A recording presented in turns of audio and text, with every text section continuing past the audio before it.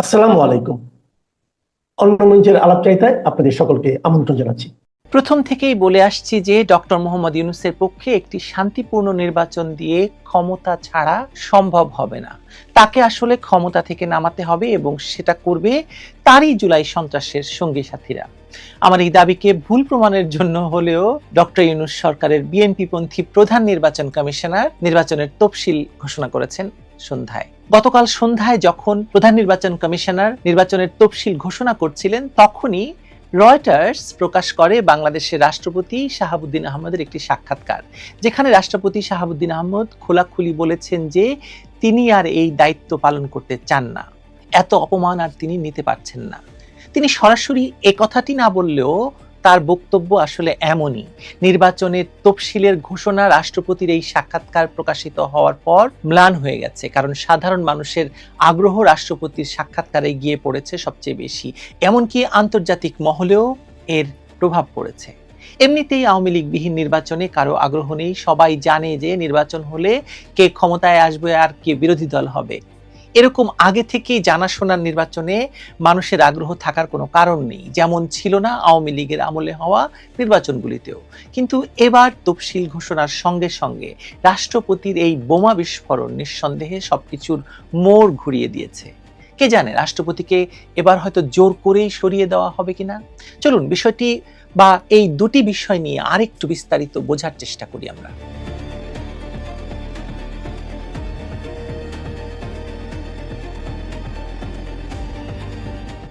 বাংলাদেশের রাজনীতিতে কখনোই ঘটনা প্রবাহ আলাদা আলাদা স্রোত নিয়ে চলে না, একটির সঙ্গে আরেকটি ঘটনা খুব জড়িত থাকে। ছোট বা বড় প্রতিটি সংকেত একে অন্যকে হয় গতি দেয়, না হলে ম্রিয়মান করে দেয়, অর্থাৎ কম বেশি একে অন্যের উপর প্রভাব ফেলে, গতি বদলে দেয়।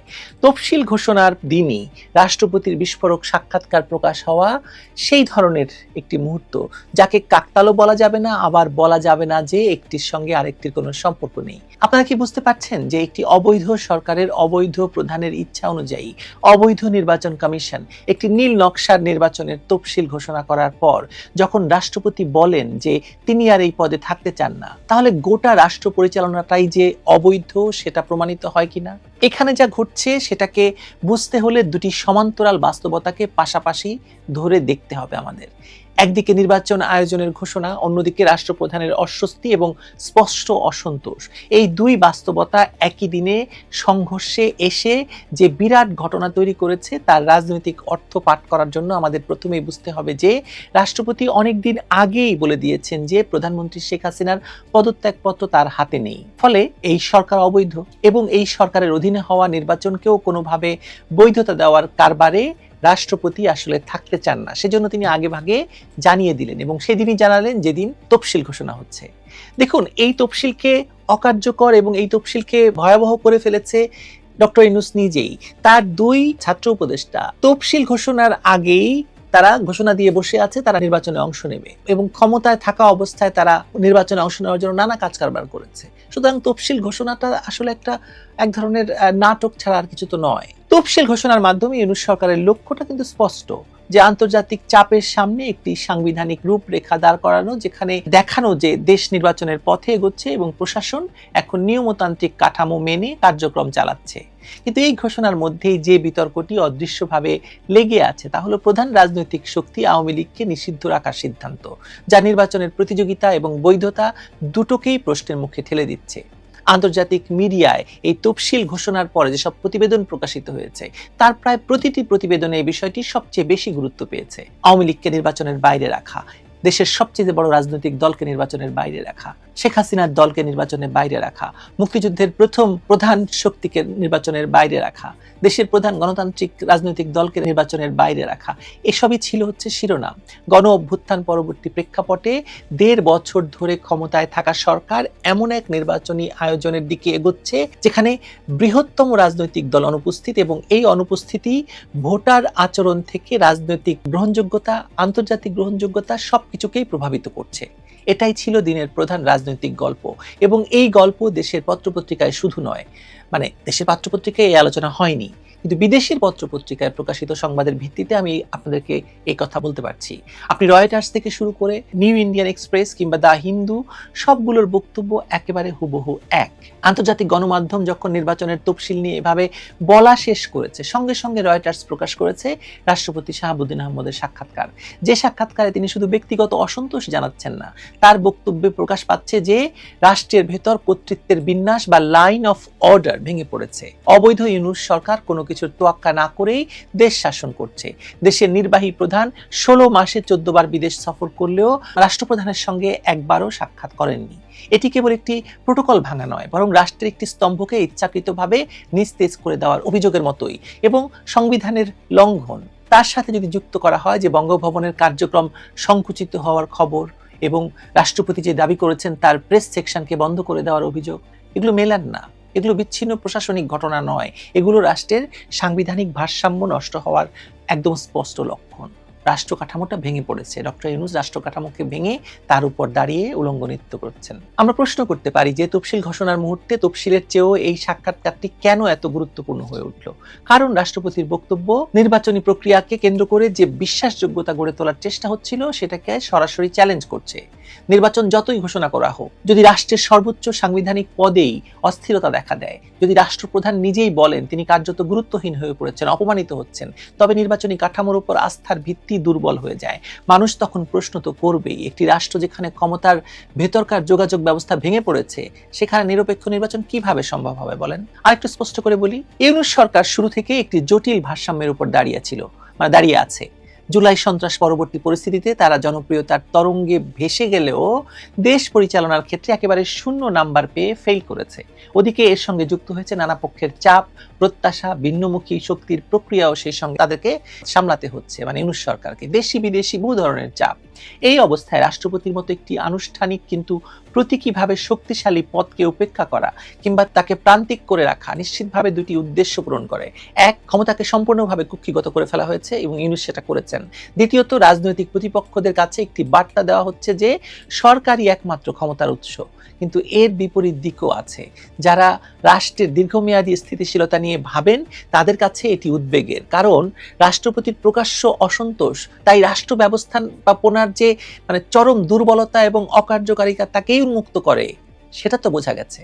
এবং ঠিক তফসিল ঘোষণার দিনই এগুলোর সামনে এসে দাঁড়ানোতে রাজনৈতিক নাটকীয়তা আরো ঘনীভূত হওয়ার সঙ্গে সঙ্গে দেশে বিদেশে এই তফসিল মূলত অকেজো হয়ে গেল। এখন তফসিল এবং সাক্ষাৎকারকে যদি আপনি একসাথে মিলিয়ে পাঠ করেন তাহলে কি দেখতে পান? আমি কি দেখি বলি। নির্বাচনী ঘোষণা একটি ভবিষ্যৎ রাজনৈতিক পথনকশা, যার মাধ্যমে ইউনূস একটি নির্বাচিত সরকারের হাতে ক্ষমতা দিয়ে বিদায় নেবে বলে ভাবছিল। তার মানে এই তফসিলের দিন থেকে কিন্তু তার নির্বাহী ক্ষমতা প্রায় শূন্য হয়ে যাওয়ার কথা, যদি স্বাভাবিক এবং গণতান্ত্রিক নিয়ম ধরি। যে অভিযোগে শেখ হাসিনার আমলে দলীয় সরকারের অধীনে নির্বাচন করতে চায়নি কেউ, সেই একই কারণে নির্বাচনের সময় নির্বাচন কমিশনের হাতে সরকার চালানোর দায়িত্ব দিয়ে ইউনূসের সরে যাওয়ার দরকার ছিল। কারণ ইউনূসের মতো রাজনৈতিক সরকার কিন্তু আওয়ামী লীগ বা বিএনপি কেউই কখনো ভাবতেও পারবে না, করে দেখানো তো দূরের কথা। কিন্তু ইউনূসের হাতে ক্ষমতা রেখেই নির্বাচনের তফসিল ঘোষিত হয়েছে। সরকার এর মাধ্যমে বলতে চেয়েছে যে তারা গণতান্ত্রিক ধারায় ফিরছে এবং জনগণই পরবর্তী ক্ষমতা নির্ধারণ করবে। কিন্তু রাষ্ট্রপতির সাক্ষাৎকারের বার্তাটা কিন্তু উল্টো। তিনি বলতে চাইছেন রাষ্ট্র তার স্বাভাবিক নিয়মে চলছে না, রাষ্ট্রপ্রধান নিজেই নিজেকে অকার্যকর মনে করছেন এবং নির্বাহী সিদ্ধান্তগুলো কোনো সাংবিধানিক আলোচনার মধ্য দিয়ে নয়, একক কর্তৃত্ব এবং সিদ্ধান্তে গৃহীত হচ্ছে। এই দুই বিপরীত বার্তা একই দিনে প্রকাশ পাওয়ার ফলে নির্বাচন নিয়ে যে স্বাভাবিক কৌতূহল এবং আলোচনার পরিবেশ তৈরি হওয়ার কথা ছিল তা মুহূর্তেই মেসাকার হয়ে গেছে, মুহূর্তেই সন্দেহে ঢেকে গেছে। একদিকে নির্বাচন ঘোষণা, অন্যদিকে সাংবিধানিক সংকট। এই দ্বৈত চিত্র নির্বাচনের গ্রহণযোগ্যতার উপর কালো মেঘের ছায়া ফেলেছে। অন্যদিকে আরেকটি সম্ভাবনা তৈরি হলো যে কোনো সময় হয়তো নির্বাচনের আগেই কিনা রাষ্ট্রপতিকে সরিয়ে দেওয়া কিংবা তিনি নিজেই পদত্যাগ করতে পারেন, মানে তাকে জোর করে পদত্যাগে বাধ্য করা হতে পারে এই সাক্ষাৎকারের পরেই। মানে এটা তো একটা অপরাধ ডক্টর ইউনূসের কাছে, তাই না? মানে রাষ্ট্রপতির প্রেস অফিসকে যদি বাদই দেওয়া হয়ে থাকে তাহলে এই সাক্ষাৎকার রাষ্ট্রপতি কিভাবে দিলেন বলুন তো? নিশ্চয়ই তিনি কাউকে না জানিয়ে এই সিদ্ধান্তটি গ্রহণ করেছেন। একজন বন্দী দশায় থাকা মানুষ যেভাবে পারেন সেভাবেই পৃথিবীর সঙ্গে যোগাযোগ করতে চান, রাষ্ট্রপতিও তাই করেছেন। যদি সত্যি তাকে জোর করে সরিয়ে দেওয়া হয় অথবা তিনি নিজেই পদ ছাড়ার সিদ্ধান্ত নেন, তাহলে রাষ্ট্র একটি সাংবিধানিক শূন্যতার মুখে পড়বে। এই শূন্যতা স্বয়ংক্রিয়ভাবে নির্বাচন প্রক্রিয়াকেও অনিশ্চিত করে তুলবে। কোনো সন্দেহ নেই, কারণ রাষ্ট্রপতি নির্বাচন ব্যবস্থার একটি আনুষ্ঠানিক গ্যারান্টি। তাকে অকার্যকর দেখালে নির্বাচন কমিশনের স্বাধীনতা, সরকারি সিদ্ধান্তের বৈধতা এবং আন্তর্জাতিক আস্থার উপর বড় আঘাত আসবেই আসবে। সুতরাং রাষ্ট্রপতির পদত্যাগের ইচ্ছা শুধু ব্যক্তিগত ক্ষোভ বা সম্মানহানির ফল নয়, এটি রাষ্ট্রের গাঠনিক স্থিতিশীলতার উপর বিপর্যস্ত আস্থার প্রতিফলন। ব্যাপারটি আরো জটিল আকার ধারণ করে যখন দেখা যায় যে আন্তর্জাতিক সংবাদ মাধ্যম ইতিমধ্যেই নির্বাচনী পরিবেশ নিয়ে সন্দেহ প্রকাশ করছে। তারা প্রশ্ন তুলছে, সবচেয়ে বড় দল নির্বাচন করতে পারবে না, নির্বাহী এবং রাষ্ট্রপ্রধানের মধ্যে যোগাযোগ নেই, গণভোটের আয়োজন একই দিনে যুক্ত করে প্রক্রিয়াটিকে আরো জটিল করা হয়েছে। এই অবস্থায় নির্বাচন কি সত্যি একটি গণতান্ত্রিক অনুশীলন হিসেবে প্রতীয়মান হতে পারে? পারে না। তফসিল ঘোষণা তাই অনিবার্যভাবে রাষ্ট্রপতির সাক্ষাৎকারের প্রেক্ষাপটে ঢুকে গেল এবং এর রাজনৈতিক গুরুত্ব একদম জিরো হয়ে গেল। তফসিল একটি আনুষ্ঠানিক অগ্রগতি, কিন্তু রাষ্ট্রপতির সাক্ষাৎকার সেই অগ্রগতির ভেতরের ফাটলগুলোকে প্রকাশ্যে টেনে এনেছে। এই ফাটল যদি বড় হয় তাহলে নির্বাচনের নির্ধারিত সময় কি থাকবে, নির্বাচন হবে কিনা, বা হলেও কি কতটা বিশ্বাসযোগ্য হবে, এসব প্রশ্ন সামনে আসবেই আসবে, এসে পড়ে গেছে। আগামী সপ্তাহগুলোতে আমরা কেবল এসব প্রশ্ন নিয়েই কথা বলতে থাকবো। দেখবেন আপনিও এসব প্রশ্নের উত্তর নিয়েই কেবল ভাবতে থাকছেন। কথা হবে আবারও। ভালো থাকুন। আমি বলেছিলাম নির্বাচন হবে না, নির্বাচন হওয়ার সম্ভাবনা কম। এখন দেখা যাচ্ছে আমার কথা ঠিক হবে বলেই মনে হচ্ছে। বাংলাদেশের রাজনীতি যখন ত্রয়োদশ সংসদ নির্বাচনের তফসিল নিয়ে সরগরম, তখনই বড় একটা বোমা ফাটালেন দেশটির রাষ্ট্রপতি মোহাম্মদ শাহাবুদ্দিন। 16 মাস ধরে মুখ বুঝে সহ্য করা রাষ্ট্রপতি শেষ পর্যন্ত মুখ খুললেন দেশীয় কোনো সংবাদ মাধ্যমে নয়, বিদেশি বার্তা সংস্থা রয়টার্সের কাছে।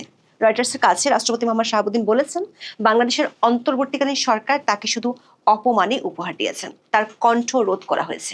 নির্বাচনের পর তিনি রাষ্ট্রপতির পদ থেকে পদত্যাগ করতে চান। দর্শক, 2025 সালের 15 মে রাষ্ট্রপতি নিয়ে করা আমাদের একটি ভিডিওতে আমরা দেখিয়েছিলাম পদত্যাগের দাবি সফল না হওয়ার পর থেকে অন্তর্বর্তী সরকার তার মেডিকেল থেকে প্রেস উইং সহ নানা সুবিধাগুলো একে একে বাতিল করেছিল। আমরা দেখিয়েছিলাম রাষ্ট্রপতি কিভাবে বঙ্গভবনের 4 দেয়ালের মাঝে বন্দী হয়ে আছেন। এবার নিজ মুখে রাষ্ট্রপতি সেসব বললেন বার্তা সংস্থা রয়টার্সের কাছে। তবে রয়টার্সের রিপোর্টটি থেকে একটি জটিল প্রশ্নের উত্তর পাওয়া যায় না। দর্শক, এখানে প্রশ্ন ওঠে, এতটা অপমান সহ্য করেও রাষ্ট্রপতি এতদিন কেন পদে থেকেছেন, কেন তিনি পদত্যাগ করেননি? তার উত্তর আমরা দিয়েছিলাম আরেকটি ভিডিওতে, যেটি প্রচার হয়েছিল 2024 সালের 20 সেপ্টেম্বর, যেখানে বলেছিলাম রাষ্ট্রপতি পদত্যাগ করতে পারবেন না, এমনকি ছুটিতেও যেতে পারবেন না। এবার রাষ্ট্রপতি নিজ মুখে রয়টার্সকে বলেছেন তিনি সাংবিধানিক দায়িত্ব রক্ষার স্বার্থেই পদে আছেন, নির্বাচন হলে তিনি পদত্যাগ করে চলে যেতে চান। রাষ্ট্রপতি শাহাবুদ্দিনের এই পদত্যাগের ইচ্ছাকে বলা যেতে পারে অপমানের জবাব, মধ্যমেয়াদী চুক্তি। এমন প্রেক্ষাপটে আমাদের নতুন প্রশ্ন হলো, এই মুহূর্তে সাংবিধানিক জটিলতার এই কমেডি অফ ইরর্স কিভাবে কাজ করছে? সংবিধানের সর্বোচ্চ পদের ব্যক্তিকে অসম্মান করে দ্বিতীয় সর্বোচ্চ ব্যক্তি কিভাবে সাংবিধানিক পদে থাকেন? বিস্তারিত জানতে চলুন যাওয়া যাক বিশ্লেষণে।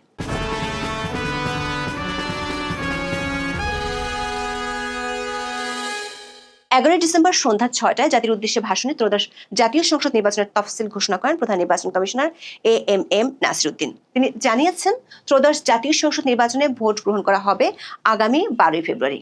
গত 16 মাস ধরে হচ্ছে, হবে, দিচ্ছি, দিব এমন বহু শঙ্কা আর দোলাচলের মধ্যে নির্বাচনের তফসিল নিঃসন্দেহে দেশের মানুষের কাছে ছিল বড় একটি খবর। কিন্তু তার প্রায় 2 ঘন্টা পর বড় একটি বোমা ফাটালো আন্তর্জাতিক সংবাদ মাধ্যম রয়টার্স। রয়টার্সের এক্সক্লুসিভ খবরটির শিরোনাম হলো, Bangladesh president feeling humiliated, wants to step down halfway through term. যার অর্থ হলো বাংলাদেশের রাষ্ট্রপতি অপমানিত বোধ করেছেন, মেয়াদের মাঝপথে পদত্যাগ করতে চান। বঙ্গভবনে বসে মুখোমুখি কোনো সাক্ষাৎকারে রাষ্ট্রপতি মোহাম্মদ শাহাবুদ্দিন এই সাক্ষাৎকার দেননি। রয়টার্সের সাংবাদিক কৃষ্ণা এন দাসকে হোয়াটসঅ্যাপে এই সাক্ষাৎকার দিয়েছেন, বলেছেন তিনি চলে যেতে চান, তিনি চলে যেতে আগ্রহী। রয়টার্স বলছে, রাষ্ট্রপতি হিসেবে দায়িত্ব নেওয়ার পর থেকে এটি তার প্রথম মিডিয়া সাক্ষাৎকার। রাষ্ট্রপতি মোহাম্মদ শাহাবুদ্দিন খোলাখুলি জানিয়েছেন তিনি তার মেয়াদের মাঝপথে অর্থাৎ ফেব্রুয়ারির সংসদ নির্বাচনের পর পদত্যাগ করতে চান। কেন? তার সোজাসাপটা উত্তর, তিনি অন্তর্বর্তীকালীন সরকার যার নেতৃত্বে আছেন নোবেল বিজয়ী মোহাম্মদ ইউনূস, তাদের দ্বারা অত্যন্ত অপমানিত বোধ করেছেন। দর্শক, বাংলাদেশের সংবিধান অনুযায়ী রাষ্ট্রপতি হলেন দেশটির সর্বোচ্চ সম্মানিত ব্যক্তি। সাংবিধানিক অন্য পোস্টগুলোতেও তিনি নিয়োগ দিয়ে থাকেন। 2023 সালের 24 এপ্রিল বাংলাদেশের 22তম রাষ্ট্রপতি হিসেবে শপথ নেওয়ার পর থেকে দায়িত্বে আছেন মোহাম্মদ শাহাবুদ্দিন। যদিও ক্ষমতার বিচারে বাংলাদেশের রাষ্ট্রপতির পদটিকে অলংকারিক বলে সমালোচনা করা হয়, তবে ক্ষমতা যাই হোক না কেন, 5ই আগস্ট বাংলাদেশের রাজনৈতিক পট পরিবর্তনের পর থেকে রাষ্ট্রপতি ইস্যুটি নানা সময় ঘুরে ফিরে আসছে। রয়টার্সের রিপোর্ট অনুযায়ী দেখে নেওয়া যাক অন্তর্বর্তীকালীন সরকার যার নেতৃত্ব দিচ্ছেন শান্তিতে নোবেল বিজয়ী ডক্টর মোহাম্মদ ইউনূস কিভাবে রাষ্ট্রপতির প্রতি এই অপমান উপহার হিসেবে পাঠিয়েছেন। রাষ্ট্রপতি নিজেই রয়টার্সকে বলেছেন গত প্রায় 7 মাস ধরে ডক্টর ইউনূস তার সঙ্গে সাক্ষাৎ করেনি। দর্শক, গত 15 মে প্রচারিত ভিডিওতে আমরা দেখিয়েছিলাম সংবিধানের 48-এর 5 নম্বর অনুচ্ছেদে পরিষ্কারভাবে বলা আছে সরকার প্রধান রাষ্ট্রীয় ও পররাষ্ট্রীয় নীতি সংক্রান্ত বিষয়াদি সম্পর্কে রাষ্ট্রপতিকে অবহিত রাখবেন এবং রাষ্ট্রপতি অনুরোধ করলে যে কোনো বিষয় মন্ত্রিসভায় বিবেচনার জন্য পেশ করবেন। সংবিধানের এই ধারা মতেই সাধারণত প্রধানমন্ত্রী প্রত্যেকটি গুরুত্বপূর্ণ বিদেশ সফরের পর রাষ্ট্রপতির সাথে সাক্ষাৎ করেন। সফরে যেসব অগ্রগতি হয়েছে সেগুলো সম্পর্কে রাষ্ট্রপতিকে অবহিত করেন। এমনকি বিগত সরকারের আমলে কোনো দেশের রাষ্ট্রপ্রধান বাংলাদেশে আসলে তিনি যখন রাষ্ট্রপতির সাথে দেখা করতে যেতেন তখন বঙ্গভবনে প্রধানমন্ত্রীও যেতেন। কিন্তু অধ্যাপক ইউনূসের 15টি বিদেশ সফরের পর এমনটি একটি বারের জন্য দেখা যায়নি। মনে হতে পারে বঙ্গভবন আর প্রধান উপদেষ্টার কার্যালয় দুটি যেন ভিন গ্রহে অবস্থিত। তবে রয়টার্সের রিপোর্ট অনুযায়ী রাষ্ট্রপতির জন্য সবচেয়ে বড় আঘাতটা আসে গত সেপ্টেম্বরে। রাষ্ট্রপতি জানিয়েছেন বিশ্বজুড়ে বাংলাদেশের দূতাবাস, কনসুলেট এবং হাই কমিশনগুলো থেকে তার ছবি হঠাৎ করেই সরিয়ে ফেলা হয় এক রাতেই। শুনতে ছোট মনে হতে পারে, কিন্তু এটা একটা সাংবিধানিক প্রধানের জন্য বিশাল প্রতীকী আঘাত।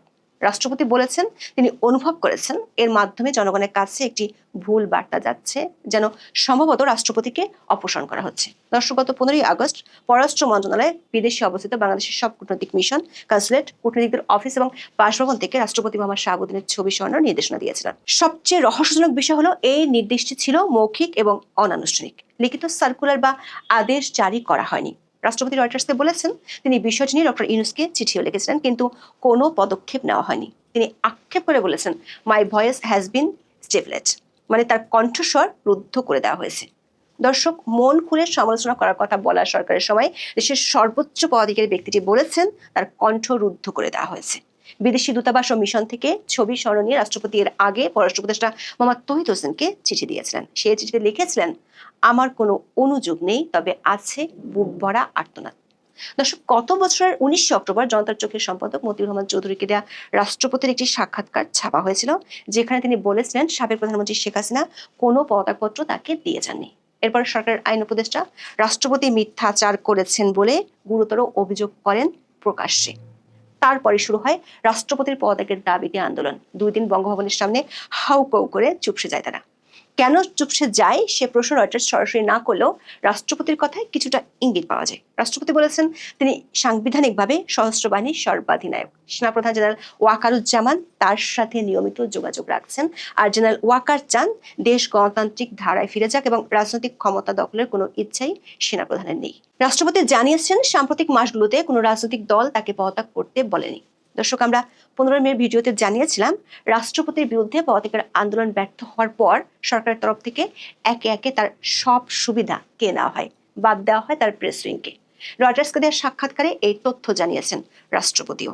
চলতি বছরের 29 জানুয়ারির পর থেকে বঙ্গভবনের ওয়েবসাইটে নতুন কোনো ছবি বা তথ্য আপলোড করা হয় না।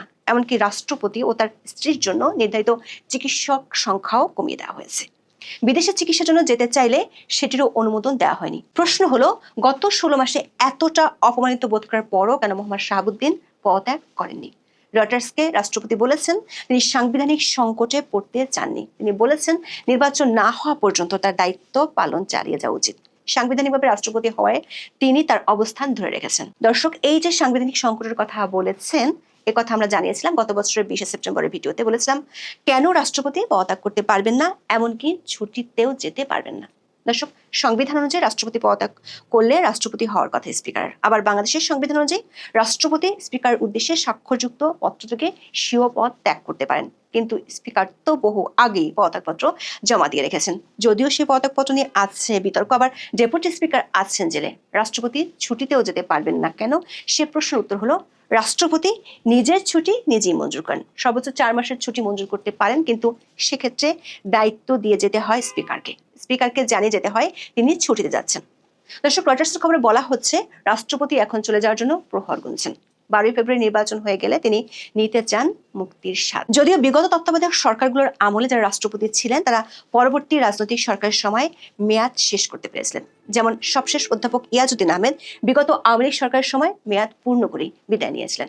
কিন্তু বর্তমান রাষ্ট্রপতি মোহাম্মদ শাহাবুদ্দিন নিজে জানিয়েছেন তিনি মাঝপথে ইস্তফা দিতে চান। তবে তার আগে বিদেশি সংবাদ মাধ্যমকে দেওয়া রাষ্ট্রপতির এমন মন্তব্যগুলো বাংলাদেশের সংসদীয় গণতন্ত্রের এক গুরুত্বপূর্ণ ঐতিহাসিক দলিল হিসেবে বিবেচিত হবে। এটি অন্তর্বর্তী সরকারের সাংবিধানিক দায়িত্ব পালনের ব্যর্থতার নজিরকে সামনে এনেছে। সাথে রাষ্ট্রের সর্বোচ্চ সাংবিধানিক প্রতিষ্ঠানের মধ্যে ভারসাম্যহীনতাকে তিনি একটি দায়িক প্রমাণ হিসেবে রেখে দিলেন। রয়টার্সের সবশেষ প্রশ্ন ছিল, শেখ হাসিনার সাথে রাষ্ট্রপতির যোগাযোগ আছে কিনা। তবে রাষ্ট্রপতি এই প্রশ্নের উত্তর দিতে চাননি। বলেছেন রাষ্ট্রপতি হওয়ার পর থেকে তিনি স্বাধীন কোনো দলের সাথে যুক্ত নন, যদিও বলেছেন গত 16 মাসে তার কণ্ঠ ছিল স্তব্ধ। রাষ্ট্রপতি এসব মন্তব্যের ব্যাপারে রয়টার্স অধ্যাপক ইউনূসের প্রেস সচিবের মন্তব্য জানার চেষ্টা করেও পায়নি। নির্বাচনী তফসিলকে ছাপিয়ে টক অফ দ্য কান্ট্রি, সারা দেশ একেবারে উৎসাহ, উদ্দীপনা এবং একটা খুব কিউরিসিটির মধ্যে দিয়ে খুঁজছে রাষ্ট্রপতি মোহাম্মদ শাহাবুদ্দিন চুপ্পু তার রয়টার্সকে দেওয়া ইন্টারভিউ। প্রতি পরতে পরতে ক্লাইম্যাক্স, প্রতি পরতে পরতে প্রশ্ন আর প্রশ্ন। এবং রাষ্ট্রপতি মোহাম্মদ শাহাবুদ্দিন, এটা খুব রেয়ার কেস, আমাদের জীবনে আমাদের মনে পড়ে না এর আগে মার্শালের সময় হয়েছে কিনা, বা রাষ্ট্রপতিদের মাধ্যমে যখন জরুরি অবস্থা জারি করা হয়েছে সেই সময়ও এই ধরনের কাণ্ড মানে এই ধরনের পরিস্থিতি দেখা যায়নি। আপনাদের মনে থাকার কথা 1/11 ঘটার আগে মোহাম্মদ ইয়াজউদ্দিন আহমেদ, যিনি বাংলাদেশের রাষ্ট্রপতি প্লাস একাধার চেয়ে কেয়ারটেকার চিফ ছিলেন, সেই সরকারের সময়ও তখনও এইভাবে মানে এই ধরনের ইন্টারভিউ, এবং দেখেন হোয়াটসঅ্যাপে বাংলাদেশের রাষ্ট্রপতি ইন্টারভিউ দিচ্ছেন, নতুন ঘটনা হতেই পারে। আজকালকার সোশ্যাল মিডিয়ার যুগে, আজকালকার স্মার্ট ডিজিটাল যুগে রাষ্ট্রপতিরা স্মার্ট, তারা ওয়ার্ল্ডের সমস্ত প্রেসিডেন্টরাই, তারা দেখা যায় যে ম্যাক্সিমাম প্রেসিডেন্ট তারা সোশ্যাল মিডিয়া, তার মোবাইল ফোন, হোয়াটসঅ্যাপ, টুইটার সেগুলো ইউজ করেন। কিন্তু বাংলাদেশের ক্ষেত্রে এটার মধ্যে একটা ভিন্ন মাত্রিকতা আছে, যে তার প্রেস উইং থাকে তার। আর এই সময়ে যখন বলা হয় যে বাংলাদেশের রাষ্ট্রপতি কি উনি একরকম গৃহবন্দী অবস্থায় কিনা, তখন তিনি দেশের বাইরে এবং সারা পৃথিবীর মিডিয়া মোড়লদের মধ্যে একটা রয়টার্সকে তিনি ইন্টারভিউ দিয়েছেন, এবং সেটি হোয়াটসঅ্যাপে দিয়েছেন। মানে তার সঙ্গে শুধুমাত্র পার্সোনালি কথা হচ্ছে, এবং সেই জায়গায় বেশ কিছু স্পর্শকাতর প্রশ্নে রাষ্ট্রপতি মোহাম্মদ শাহাবুদ্দিন আহমেদ তিনি পাশ কাটিয়ে গেছেন। কোন বিষয়ে সেটুকু আমরা আলাপ করব। তবে রাষ্ট্রপতি তার সবচেয়ে অভিযোগ যেটা মুখ খুলে ঝেড়ে ফেলেছেন, এইটা নিশ্চয়ই মানে সারা বিশ্বজোড়া, পৃথিবী জোড়া রাষ্ট্রবিজ্ঞানে আলোচিত বিষয় থাকবে। যে আমরা এর আগে শুনেছি বিভিন্ন দেশে সরকার প্রধান, সেনা প্রধান, তাদের মধ্যে গন্ডগোল থাকে। তারপর পাকিস্তানে এরকম অ্যাভেলেবেল হয়েছে, পাকিস্তানের প্রধানমন্ত্রীর সাথে সেনা প্রধানের মিলে না, সেনাবাহিনীর মিলে না, বা রাষ্ট্রপতির সাথে রাষ্ট্রপ্রধান, সরকার প্রধান দুইজনের মধ্যে একটা দূরত্বের বিষয় থাকে। আমরা যেটা বাংলাদেশের আগে বিএনপির 4 দলীয় জোট সরকারের সময় আমরা দেখেছি, রাষ্ট্রপতি একিউএম বদরুদ্দোজা চৌধুরীর ক্ষেত্রে বিএনপি গভর্নমেন্টের দূরত্ব তৈরি হয়েছিল, একটা টান উত্তেজনার মধ্যে দিয়ে বি চৌধুরীকে বিদায় নিতে হয়েছে।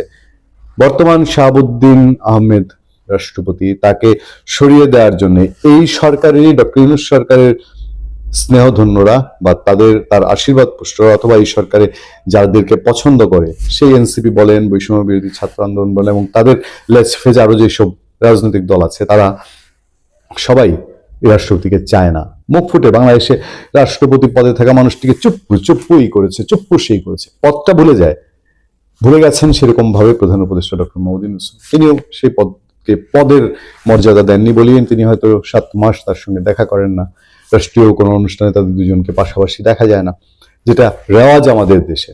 এই সময়ে এই কাঁপন ধরানো, ঝাঁজ জাগানো রাষ্ট্রপতি মোহাম্মদ শাহাবুদ্দিন চুপ্পুর ইন্টারভিউ, সেই ইন্টারভিউর প্রতি পরতেই গবেষণা করার মতন।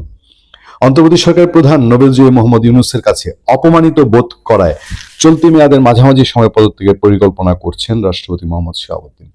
মানে এই যে অপমানিত কথাটা তিনি ইউজ করেছেন, তিনি এর আগেও কিন্তু ইউজ করেছেন। তিনি তখন আর ডক্টর ইউনূসের কাছে বলেননি, তিনি তার ছবি যখন সরিয়ে নেওয়া হয়েছে তখন আমরাও আলোচনা করেছি, তিনি পররাষ্ট্র মন্ত্রণালয়ে তার মনোকষ্ট এবং সেই চিঠির ল্যাঙ্গুয়েজও ছিল একটা মনোবেদনায় ভরা একটা মানুষের, তিনি সেসব জানিয়েছিলেন।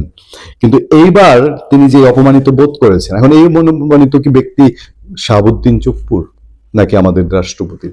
সারা ওয়ার্ল্ড কি জানবে যে এই দেশের রাষ্ট্রপ্রধান সরকার প্রধানরে অপমান করে? এই তো, মানে এর বাইরে তো আর কিছু জানার নাই। মানুষ তো এইভাবে বিশ্লেষণ করতে পারে।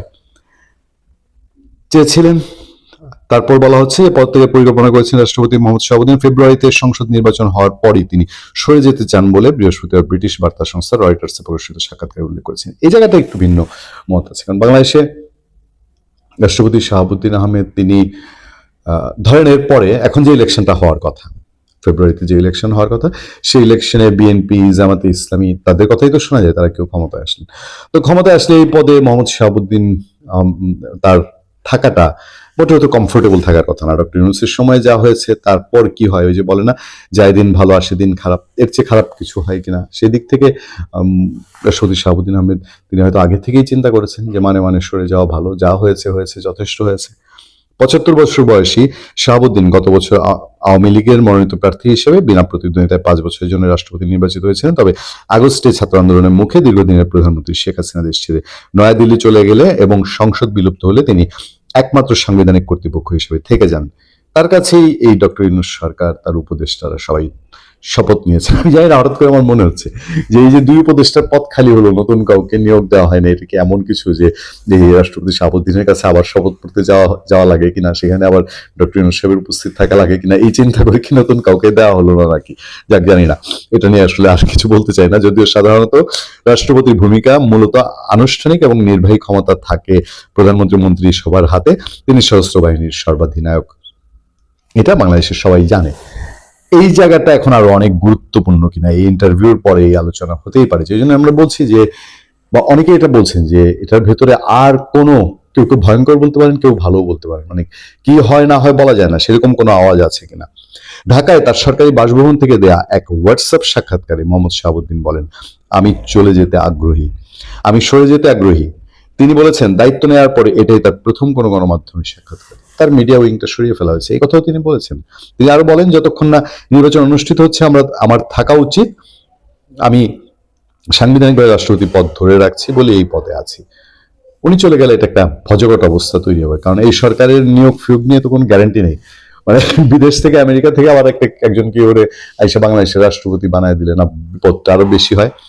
রাষ্ট্রপতি শাহাবুদ্দিনের অভিযোগ, প্রায় 7 মাস ধরে ইউনূস তার সঙ্গে দেখা করেননি, তার প্রেস বিভাগটি কেড়ে নেওয়া হয়েছে। খুবই কড়া এবং শক্তিশালী অভিযোগ, কিন্তু তার প্রেস বিভাগটি কেড়ে নেওয়া হয়েছে এবং গত সেপ্টেম্বরে সারা বিশ্বের বাংলাদেশ দূতাবাসগুলো থেকে তার প্রতিকৃতি সরিয়ে ফেলা হয়েছে। এটা একটা আজগবি কাণ্ড। মানে কি কারণে? লোকটাকে তো আপনারা বঙ্গভবন থেকে বের করতে পারেন নাই, চেষ্টা তো করেছেন, তো তার ছবি সরিয়ে ফেলে এটা কি মেসেজ দেওয়া হয়েছে সারা পৃথিবী জোড়া? আচ্ছা, একজন রাষ্ট্রপতির প্রেস বিভাগ সরিয়ে ফেলাটা, এটা কোন উদ্দেশ্যে? কোনো একটা উদ্দেশ্য নিশ্চয়ই ছিল, সেই উদ্দেশ্য কি জাতির সামনে এসছে? আমরা সেগুলো নিয়ে ভাবতে পারি না, ভাবার তো আমাদের খোরাক যোগায়। রাষ্ট্রপতি বলছেন, সব কনসুলেট, দূতাবাস, হাই কমিশনের রাষ্ট্রপতি প্রতিকৃতি ছিল, রাতারাতি তা সরিয়ে ফেলা হয়েছে। জনগণের কাছে একটি ভুল বার্তা যায় যে হয়তো রাষ্ট্রপতিকে সরিয়ে দেওয়া হচ্ছে, আমি খুবই অপমানিত বোধ করেছি। তিনি বলেছেন, প্রতিকৃতি সরানোর বিষয়ে তিনি ইউনূসকে চিঠি দিলেও কোনো পদক্ষেপ নেওয়া হয়নি, আমার কণ্ঠস্বর রুদ্ধ করা হয়েছে। আপনারা কি কোনো ঝড়ো বাতাসের আলামত পাচ্ছেন? বা এই বাংলাদেশের রাষ্ট্রপতি চেয়ারে থেকে একজন এই অভিযোগগুলো করছেন, মানে কতটা গুরুতর, কতটা ডেঞ্জারাস, এ বিষয়ে মন্তব্যের জন্য করা অনুরোধে তিনি বলেছেন, অনুরোধে ডক্টর ইউনূসের প্রেস সচিবরা সাড়া দেননি বলে রয়টার্সকে জানিয়েছেন। মানে এটা তো কোনো মাত্রা হতে পারে না, কোনো জায়গার কি কোনো মাত্রা হতে? একটা দেশের রাষ্ট্রপতি সরকার প্রধানের তার প্রেস সচিব টচিব সবাইকে একটা কিছু বলছেন, কিন্তু কোনো সাড়া মিলেনি। রাষ্ট্রপতি শাহাবুদ্দিন বলেছেন তিনি সেনা প্রধান জেনারেল ওয়াকারুজ্জামানের সঙ্গে নিয়মিত যোগাযোগ রাখছেন। আগস্টে শেখ হাসিনার বিরুদ্ধে বিক্ষোভের শেষ দিকে ওয়াকারুজ্জামানের সেনারা সক্রিয় ছিল না, যা এই প্রবীণ রাজনীতিবিদের ভাগ্য নির্ধারণ করে দেয়। শাহাবুদ্দিন বলেন, ওয়াকারুজ্জামান স্পষ্ট করে দিয়েছেন যে তার ক্ষমতা দখলের কোনো উদ্দেশ্য নেই। এই কথাটাও কিন্তু রাষ্ট্রপতি একটু টেকনিক্যালি এক জায়গায় গিয়েছেন। যদিও বাংলাদেশের সামরিক শাসনের ইতিহাস রয়েছে, তবুও ওয়াকারুজ্জামান দেশে গণতন্ত্র ফিরিয়ে আনতে চান বলে জানিয়েছেন। শাহাবুদ্দিন আরো বলেন, যদি কিছু ছাত্র বিক্ষোভকারী প্রাথমিকভাবে তার পদত্যাগ দাবি করেছিল, তবে সাম্প্রতিক মাসগুলোতে কোনো রাজনৈতিক দল তাকে পদত্যাগ করতে বলেনি। জরিপ অনুযায়ী সাবেক প্রধানমন্ত্রী খালেদা জিয়ার বাংলাদেশ জাতীয়তাবাদী দল এবং কট্টরপন্থী জামাতে ইসলামী পরবর্তী সরকার গঠনের দৌড়ে এগিয়ে রয়েছে। এই দল দুটি 2001 থেকে 6 সাল পর্যন্ত জোটবদ্ধভাবে দেশ শাসন করেছিল। 20 বছর দেশ শাসন করা শেখ হাসিনা দেশ ছাড়ার পর তার সঙ্গে যোগাযোগ করার চেষ্টা করেছেন কিনা খেয়াল করবেন দর্শক, খুব খুব সিগনিফিকেন্ট ইস্যু। 20 বছর দেশ শাসন করা শেখ হাসিনা 20 বছর বোধহয় তার এর আগের টার্ম মিলিয়ে বলা হয়েছে, 96 এর শাসন আমল মিলিয়ে বলা হয়েছে যে দেশ শাসন করা শেখ হাসিনা দেশ ছাড়ার পর তার সঙ্গে মানে শেখ হাসিনার সাথে রাষ্ট্রপতি শাহাবুদ্দিনের যোগাযোগের চেষ্টা করেছেন কিনা জানতে চাইলে শাহাবুদ্দিন উত্তর দিতে অস্বীকৃতি জানান। আক্কেল মানকুলিয়ে ইশারাই কাফি। নীরবতা সম্মতির লক্ষণ। তিনি বলেন রাষ্ট্রপতি হওয়ার পর থেকে তিনি স্বাধীন এবং কোনো দলের সঙ্গে তার আর সংশ্লিষ্টতা নেই। ফলে আপনারা কি অনুমান করতে পারেন যে এটা শুধুই একটা ইন্টারভিউ, এবং এই ইন্টারভিউর পর কি বাংলাদেশ সরকার বা ডক্টর ইউনূসের প্রেস বিভাগ বা ডক্টর ইউনূসের পক্ষে কোনো ধরনের কোনো স্টেটমেন্ট? খুব খেয়াল করবেন যে এই সরকারের পক্ষ থেকে, এই সরকারের দিক থেকে নির্বাচন কমিশন নির্বাচনের তফসিল যেদিন ঘোষণা করেছে ঠিক সেদিন এই ইন্টারভিউটা রয়টার্সের মতন সংবাদ মাধ্যমে এসছে। ফলে এর সাথে অনেক কিছু চিন্তা করাটা খুব গুরুত্বপূর্ণ হয়ে ওঠে কিনা সামনের দিনগুলোতে। ভালো থাকবেন, সুস্থ থাকবেন। আপনার সাথে আমি